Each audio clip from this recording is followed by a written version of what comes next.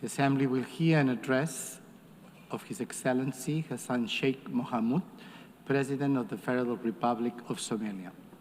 I request protocol to escort His Excellency and invite him to address the Assembly.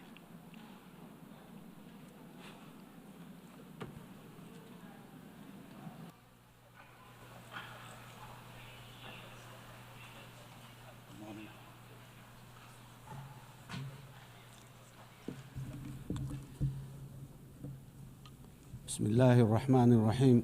Your Excellency, Antonio Guterres, the UN Secretary General, Your Excellencies, Heads of States and Governments, ladies and gentlemen, it's a great honor and privilege to address the 80th UN General Assembly today at a time when our world is at a critical juncture.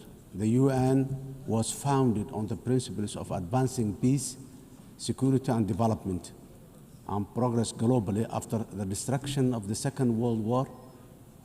The UN is the embodiment of our common aspiration for a global governance anchored in international law, fairness, and equality. 8 years on since the first UN General Assembly, we should have already been better together, not seeking to justify why we can't be better together today.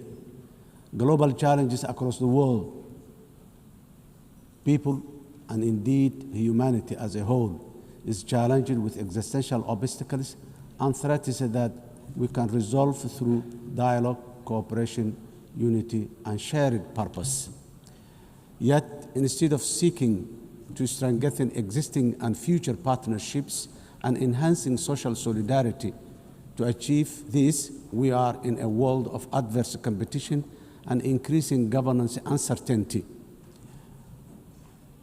where we once strived to ask what's right under the international law. Today, we are witnessing the unapologetic rise of national might to settle disputes. This is a truly dark and dangerous path that threatens the hard-won, rules-based international order we collectively agreed on as UN member states. Excellencies, ladies and gentlemen, while we should be focused strategically on accomplishing the Sustainable Development Goals and leaving no one behind by 2030, the number of fragile states and populations living in poverty is increasing globally. Over 30 member states of the UN today, including my country, Somalia, are classified as a fragile, conflict-affected because of both conflict and social and institutional fragility.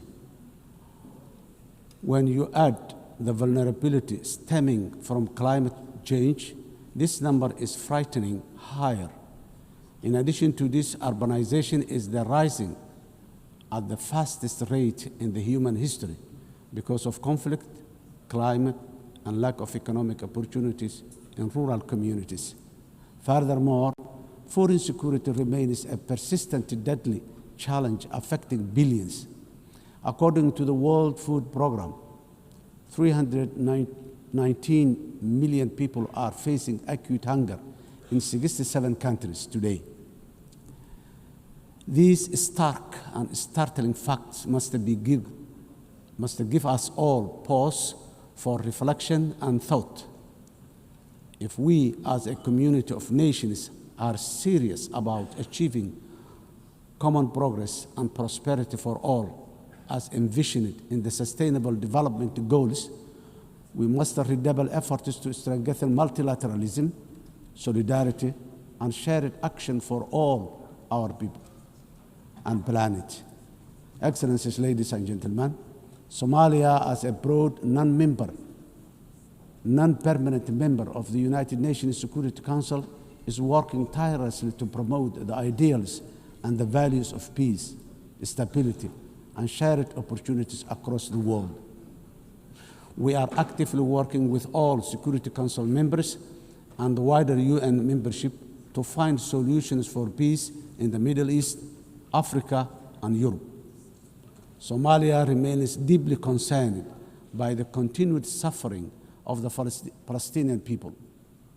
The ongoing violence, displacement, and deprivation faced in the occupied territories, including Gaza, demand our collective conscience and urgent action. We call for an immediate and lasting ceasefire, unhindered humanitarian access, and renewed commitment towards the two-state solution as the only viable path for a just and lasting peace in the Middle East today. Somalia Security Council, Excellencies, ladies and gentlemen, Somalia is a unique history of decisively transitioning from conflict to a brighter socio-economic and political and security future. Starting from 2012 is the history of a real national effort supported by truly committed international partners, many of whom are represented in this room today.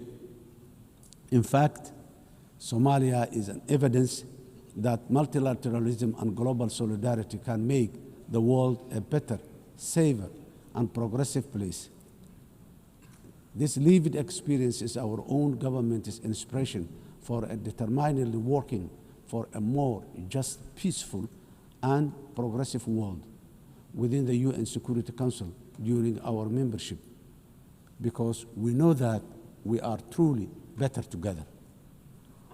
When we all work in unison at home, we are bravely fighting the last remaining pockets of international terrorism while building a strong and sustainable national security architecture.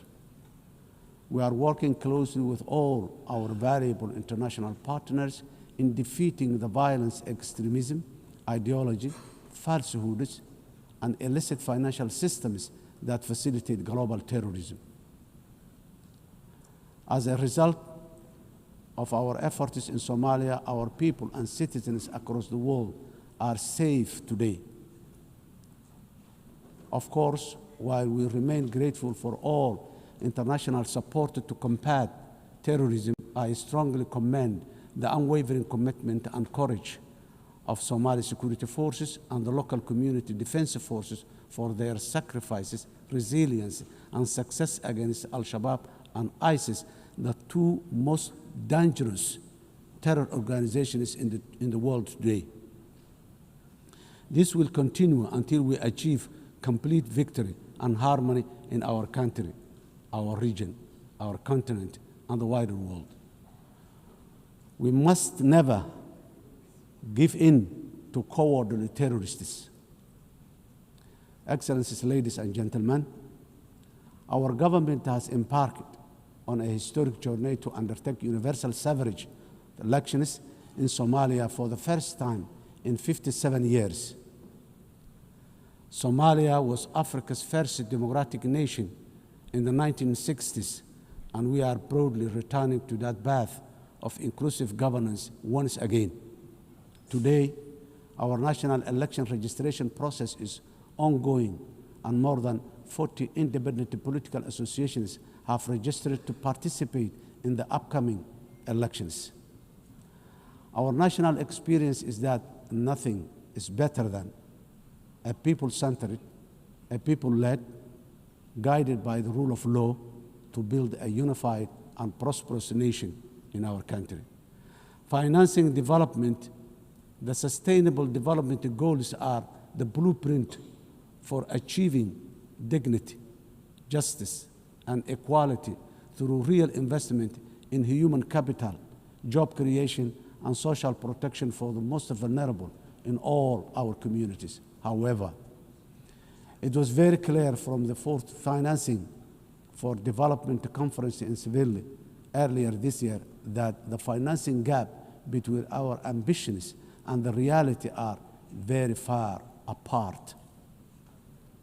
Today, developing nations are facing the terrible shock of high debt burden, higher cost of sovereign borrowing, and expenditure on recurrent shocks, which is impossible to budget for annually. The traditional economic model of forecasting predictable expenditure supported by clear revenue streams is no longer this simple. Governments of the developing nations are also now subjected to real-time investment cuts in core developmental activities, including health, education, and basic infrastructure. This is because of realignment of the already dwindling development assistance they use to receive from the developing nations. This is not sustainable, and if we, as a community of nations, are to achieve collective developmental progress together, Excellencies, ladies and gentlemen, in Somalia, we are taking responsibility of our own economic development by building on the successes of our recent reform based on the debt relief. Today, we are focused on mitigating the excruciating cost of public service investment by continuously raising domestic revenue, strengthening public financial management systems, and enforcing strict expenditure controls while enhancing transparency and accountability. Furthermore, we are committed to benefiting from strategic location and natural resources through trade with our region and the world. In line support of this ambition, Somalia has joined the East Africa Community and is ratifying the African Continental Free Trade Area policies and joining World Trade Organization. Process is going on very well. Climate emergency, we are also resolute in our commitment to combat the devastating impact of climate change in the most vulnerable communities, especially those who are unable to mitigate and adapt effectively. Climate change is wreaking havoc across the world, with the most vulnerable countries suffering systemic and repetitive meteorological and socio-economic shocks. These devastating economies, destroying livelihoods and diverting limited public resources towards mitigating and adaptation responses, which take away from other vital social investment like education and health. The impact of climate change is forcing governments in developing countries, including my own, to make impossible financial trade-offs, which hamper our own aspiration for investing in resilience and development. Around 10% of the developing nations' budgets are diverted to responding to climate change. This needs to be addressed urgently through developed industrialized nations by meeting their financial obligations for climate crisis they continue to exacerbate. The climate crisis that continue to exacerbate. Excellencies, ladies and gentlemen, the resilient Somali people live with the climate crisis every day. For us, climate change is not an abstract. It is a horrible reality of disrupted and destroyed lives.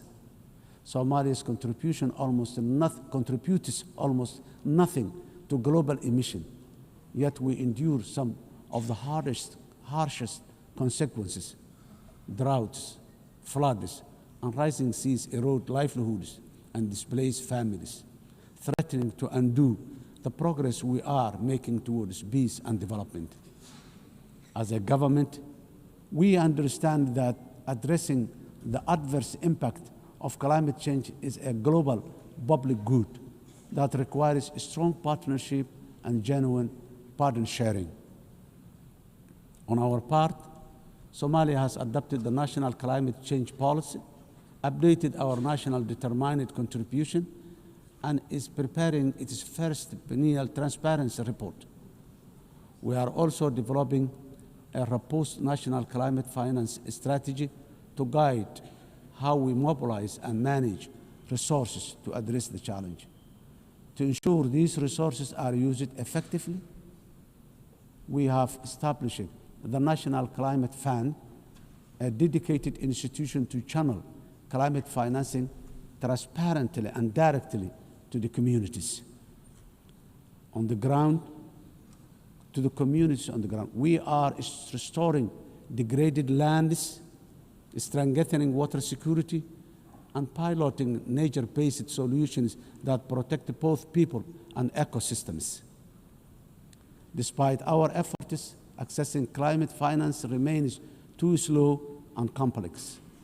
As our government strengthens its domestic revenue capacity and initiates the process for pre-arranging disaster risk financing, we call for financial support that is accessible, affordable, predictable, and just from the international financing institutions and capital markets. Nations on the front line, like Somalia, cannot be left to face this crisis alone, unsupported by the dominant global financial architecture, which is not fit for the purpose in this age of great challenge. Excellencies, ladies and gentlemen, in conclusion, the 80th anniversary of the UN General Assembly is the best possible opportunity to take stock of our global achievement as far as our common commitments to sustainable development are concerned. We quietly transitioned from the Millennium Development Goals to now the Sustainable Development Goals. Now, I wonder, with the clock rapidly ticking very fast towards 2030, what the next acronyms of our global development aspirations will be. For us, being better together means common ownership, common responsibility, and genuine partner sharing on the global achievement of sustainable development through investment in a resilient and fair future for all. I thank you.